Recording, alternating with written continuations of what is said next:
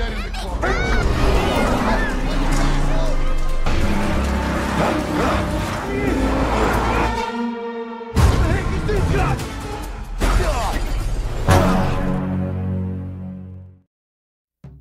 apa kabar semuanya? Semoga kalian sehat.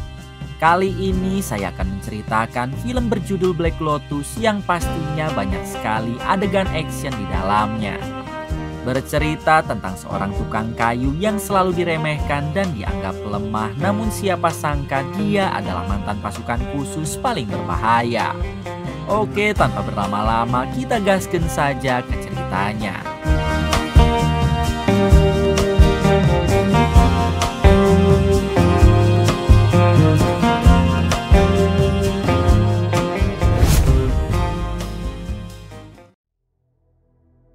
Di awal film kita dibawa ke salah satu gedung pertunjukan musik opera yang ada di Jerman. Terlihat para pemusik dan penari di sana sedang berlatih untuk sebuah pertunjukan yang nantinya akan mereka gelar.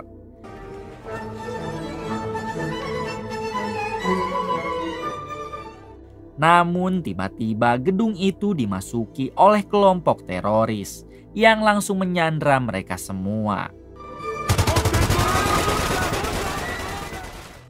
Ternyata kelompok teroris itu berniat meminta tebusan sebesar $300 juta kepada sultan pemilik tim opera tersebut. Probably all wondering, help us meet our goal of 300 million. Tak lama setelah itu datang tim pasukan khusus yang ditugaskan untuk melumpuhkan kelompok teroris dan menyelamatkan para sandera. Tim pasukan khusus ini dipimpin oleh kapten bernama John. Dan ini wakilnya yang bernama Matteo. Di sini John langsung menugaskan pasukannya untuk masuk ke dalam. Sedangkan dirinya dan Matteo akan menjadi sniper dari atas gedung. Alright, let's rock and roll. Terlihat John dan timnya sudah berada di posisi masing-masing. Namun John memerintah untuk tidak dulu menyerang sebelum ada aba-aba darinya. Kemudian ketua teroris itu menghubungi sultan pemilik opera agar segera mentransfer uangnya saat ini juga.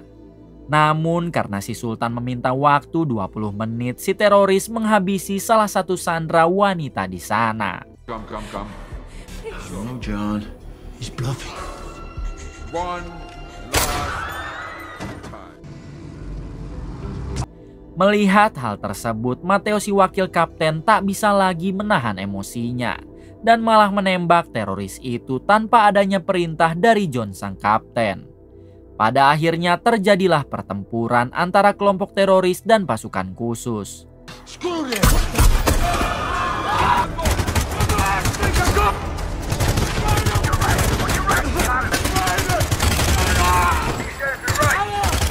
Meskipun tim pasukan khusus itu berhasil menghabisi semua teroris, namun John tetap memarahi Matteo karena tidak menunggu aba-aba darinya.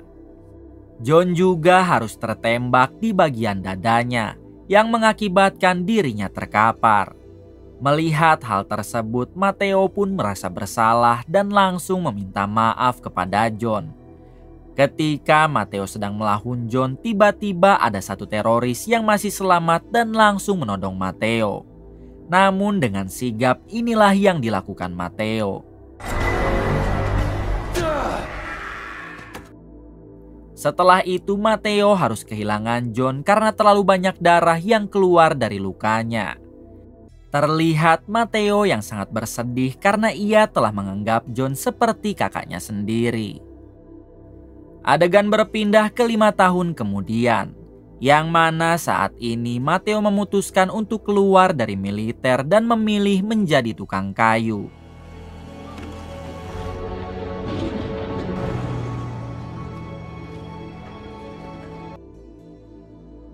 Sore harinya Matteo pun pulang ke kontrakannya.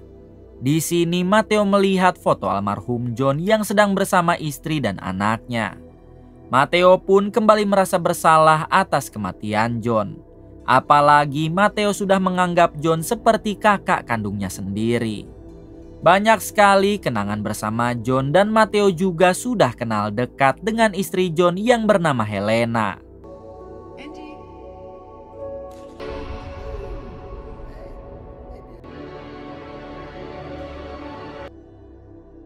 Keesokan harinya Matteo memutuskan untuk berhenti bekerja karena ia berniat akan mendatangi Helena, istri John di Belanda. Namun ketika Matteo mengambil gaji, si mandor malah memotong gaji Matteo karena Matteo keluar sebelum kontrak habis. Matteo pun hanya bisa bersabar lalu pergi menaiki bis untuk mendatangi rumah Helena, istri John.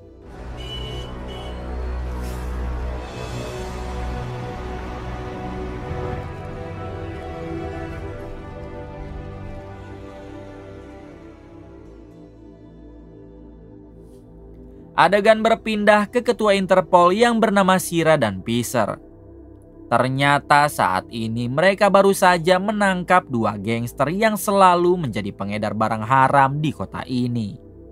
Ketika sedang mengumpulkan gangster itu, tiba-tiba ada satu orang yang berbicara tidak sopan kepada Pisser. Alhasil Pisser memberikan orang tersebut beberapa bogem mentah agar mulutnya bisa diam.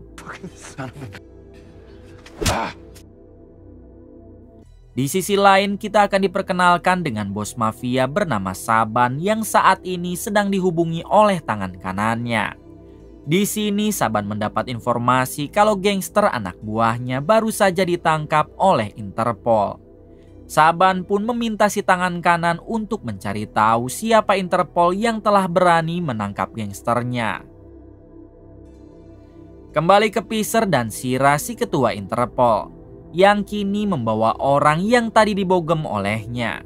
Ternyata orang ini hanyalah berpura-pura menjadi gangster karena ia merupakan mata-mata Interpol. Di sini Pisser meminta si mata-mata agar menjebak Saban, si bos mafia yang selalu menaungi gangster-gangster itu. And we force them to make a mistake. But I want the whole consociation. Adegan berpindah ke seorang bos saham yang bernama Paul. Terlihat Paul yang sedang panik karena ia baru saja kalah trading sebanyak 15 juta dolar. Yang membuat Paul panik karena uang yang baru saja ia pakai adalah uang milik kliennya, yaitu si Saban, bos mafia.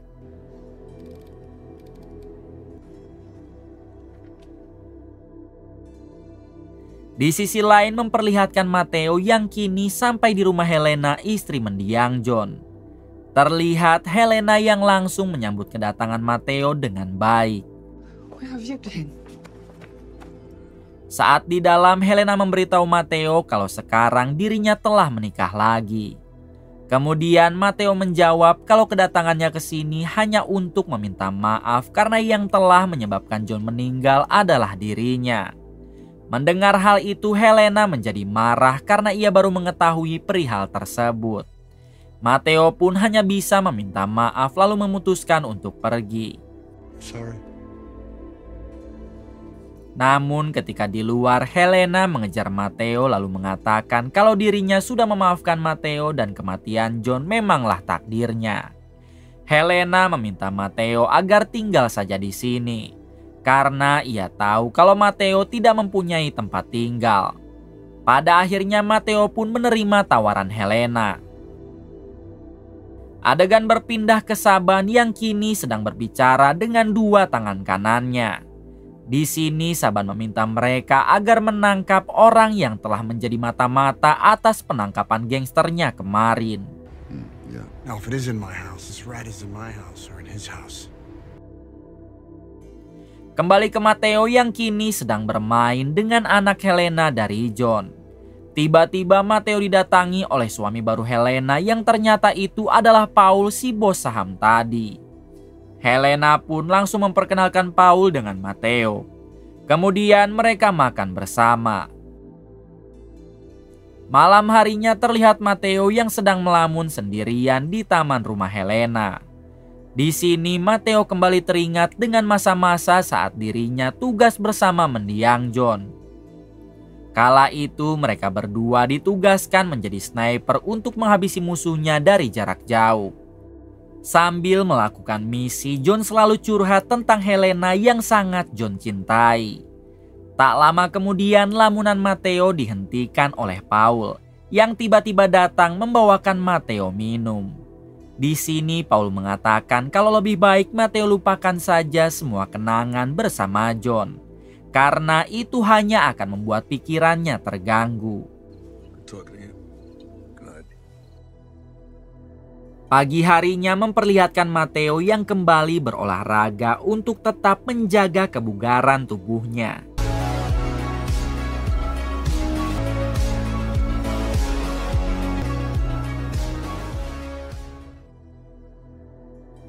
Siang harinya adegan berpindah ke Paul yang kini berada di kantornya. Di sini Paul kedatangan tamu yang ternyata tamunya itu adalah Saban, si bos mafia. Saban langsung menanyakan uangnya yang tiba-tiba menghilang sebanyak 15 juta dolar. Paul sendiri berpura-pura ada kerusakan sistem, yang padahal kita tahu kalau uang tersebut telah ludes dipakai Paul trading. Paul berjanji akan segera memperbaiki sistemnya dan menjamin kalau uang Saban akan kembali 100%. Saban yang tidak percaya begitu saja, ia pun memberi Paul waktu beberapa hari. Jika dalam kurun waktu itu uang Saban tidak kembali, maka Saban akan menghabisi Paul beserta keluarganya. All right, well then tomorrow. Kembali ke Matteo yang kini akan membersihkan gudang rumah Helena. Namun Helena melarang Matteo dan malah mengajak Matteo untuk pergi ke taman bermain bersama anaknya. Sesampainya di sana terlihat Matteo yang semakin dekat dengan anak Helena dari John yang bernama Anggi. Hey, Matteo. Come, don't be afraid, silly guy. Malam harinya memperlihatkan Paul yang sedang kebingungan bagaimana cara mengembalikan uang Saban dalam waktu dekat. Helena pun menghampiri Paul dan mencoba menanyakan apa yang sedang terjadi. Namun di sini Paul memilih untuk tidak bercerita, karena Helena pasti marah jika mengetahui masalah Paul sekarang. Keesokan harinya kita dibawa ke jembatan yang berada di tengah kota. Terlihat banyak sekali turis dan warga lokal yang sedang menikmati pemandangan dengan menaiki perahu. Namun seketika pemandangan itu menjadi buruk saat ada jasad di perahu tersebut. Ternyata jasad itu adalah si mata-mata Interpol yang dihabisi oleh kedua tangan kanan Saban. Tak lama kemudian datanglah Piser dan Sira, si ketua Interpol, yang langsung mengolah TKP atas kejadian tersebut. Di sini Sira berasumsi kalau ini semua adalah ulah dari Saban, si bos mafia, sebagai peringatan untuk Interpol agar tidak mengganggu gangsternya lagi. Piser pun membawa ponsel si mata-mata untuk mencari bukti di dalam ponsel itu. Di sisi lain memperlihatkan Saban yang kini menghubungi Paul menanyakan perihal uangnya. I want to know where the my money is that you're supposed to be watching over. Di sini Paul kembali membuat alasan dengan mengatakan kalau sistemnya masih diperbaiki oleh tim IT. Mendengar hal tersebut, Saban mengingatkan Paul jika uangnya sampai tidak kembali, maka keluarga Paul akan menjadi taruhannya. My money. Adegan berpindah ke Matteo yang kini sedang membuat meja dari kayu. Di sana Matteo dihampiri oleh Anggi yang langsung mengajak Matteo bermain. Terlihat Anggi juga yang tiba-tiba memeluk Matteo karena Anggi menganggap kalau Matteo lebih cocok untuk menggantikan John sebagai ayahnya. Helena yang melihat hal itu dari jendela, ia pun hanya bisa tersenyum melihat anaknya yang semakin dekat dengan Matteo. Kembali ke Paul yang kini sedang menghubungi tangan kanannya Saban. Di sini Paul mengatakan yang sejujurnya perihal uang Saban yang telah ia pakai sebanyak 15 juta dolar. Sebagai pengganti uang itu, Paul mengizinkan si tangan kanan jika ingin menculik Anggi yang merupakan anak tirinya, asalkan aksi mereka jangan sampai tertangkap oleh pihak Interpol.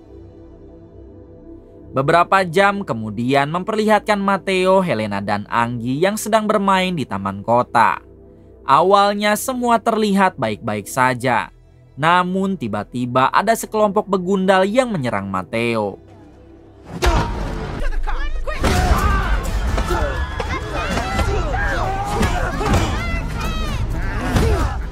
Ternyata para begundal itu adalah suruhannya si tangan kanan Saban. Ketika Matteo sedang sibuk menghadapi para begundal, si tangan kanan langsung menculik Anggi. Melihat hal tersebut, Matteo langsung mengejar si tangan kanan menggunakan sepeda. Sedangkan Helena sendiri menghubungi Paul dan meminta bantuannya. Di sini Paul berpura-pura panik lalu mengatakan kalau ia akan segera datang.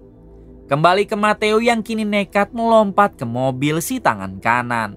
Hingga inilah yang terjadi.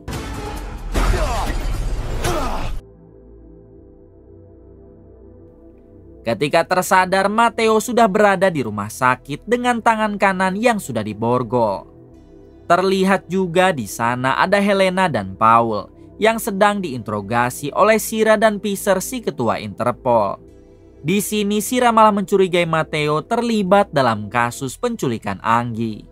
Shira juga sudah mengetahui kalau dalang di balik semua ini adalah Saban, yang juga mempunyai bisnis perdagangan bocil. Mendengar hal tersebut, Matteo bersumpah kalau ia sama sekali tidak kenal dengan Saban. Dan mana mungkin ia harus menculik Anggi yang sudah Matteo anggap sebagai anaknya sendiri. Kemudian Matteo mengatakan kalau dirinya adalah mantan wakil kapten pasukan khusus bersama mendiang John ayah Anggi. Saat ini Matteo meminta Shira agar melepaskannya. Karena malam ini juga Matteo akan memburu Saban untuk menyelamatkan Anggi. Pada akhirnya Shira pun percaya dan mengatakan kalau Matteo bisa menghubungi Interpol jika Matteo kesulitan. Di sisi lain memperlihatkan Saban yang sedang bersama tangan kanannya.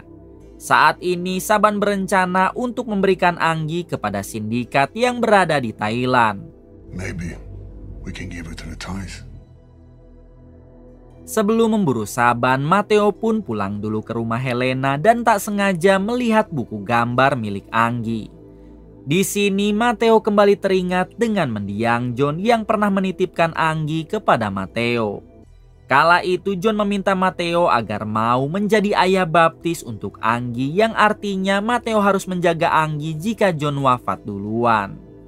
Saat Matteo akan pergi memburu Saban, tiba-tiba Paul melarangnya dan mengatakan kalau Saban sangat berbahaya karena terhubung dengan gangster Thailand.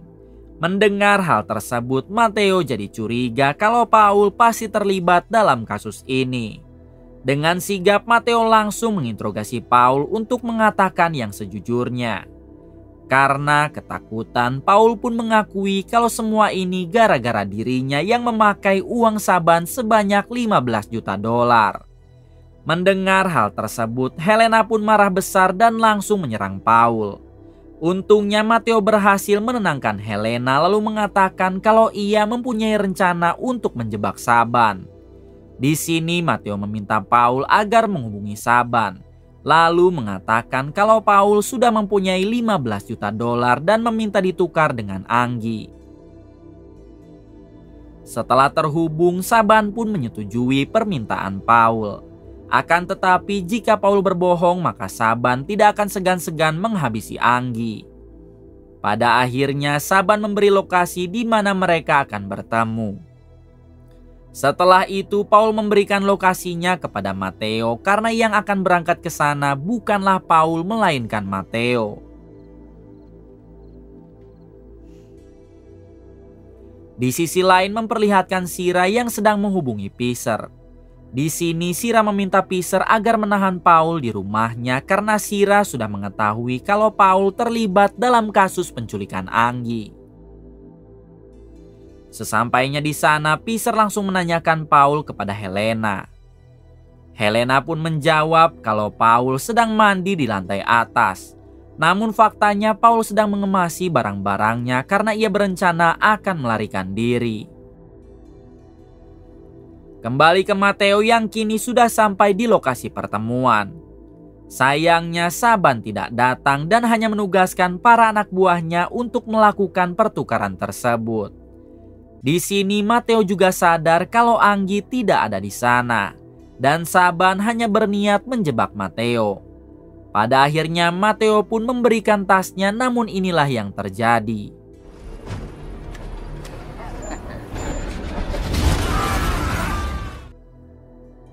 Akibat ledakan tersebut, para anak buah Saban tewas dan hanya menyisakan satu orang. Di sini Matteo langsung membawa orang tersebut untuk diinterogasi.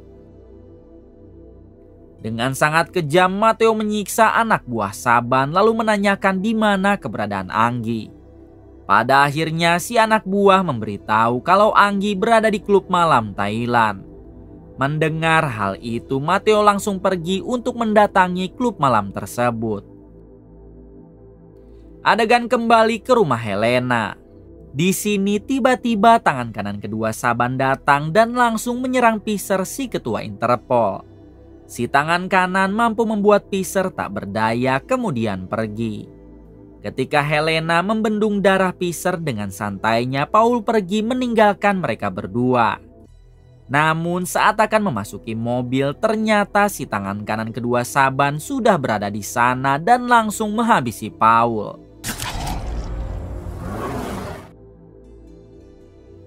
Tak lama setelah itu datanglah Shira untuk menolong Peacer yang sudah sekarat. Dengan cepat Shira memanggil tim medis, lalu Peacer pun dibawa ke rumah sakit. Di waktu yang sama tiba-tiba Shira dihubungi Matteo dan meminta bantuan Interpol untuk menangkap Saban serta menyelamatkan Anggi yang disekap di klub malam Thailand.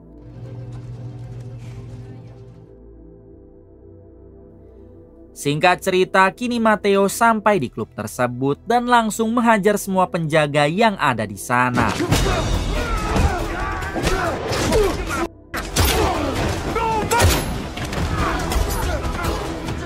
Tak lama Shira juga datang untuk membantu Matteo.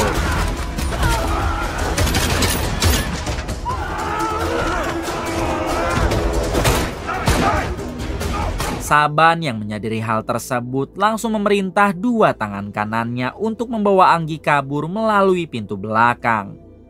Matteo dan Shira pun langsung mengejar, hingga mereka harus menghadapi kedua tangan kanan Saban.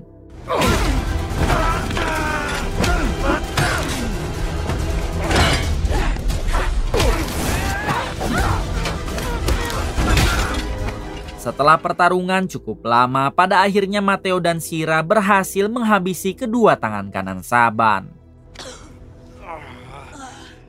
Setelah itu Matteo langsung pergi ke jalan untuk menyelamatkan Anggi. Di sini Saban menodong Anggi dengan senjatanya dan meminta Matteo untuk tidak bergerak.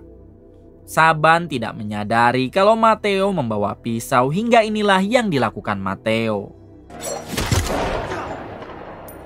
Pada akhirnya Saban berhasil dihabisi, meskipun Matteo juga terluka cukup parah. 8 bulan kemudian memperlihatkan Helena dan Anggi yang kini telah hidup dengan damai. Mereka berdua sangat merindukan sosok Matteo yang sekarang lebih memilih untuk mengembara di tengah lautan. Kemudian film pun tamat. Kisah yang dapat kita ambil dari film ini salah satunya adalah jangan pernah mengusik kehidupan siapapun, apalagi tukang kayu. Karena siapa tahu dia adalah mantan pasukan khusus terbaik sama seperti Matteo. Terima kasih untuk semuanya yang telah menonton hingga akhir. Semoga kalian semua diberikan kesehatan dan rezeki yang berlimpah. Salam untuk semuanya dari Hampura Film.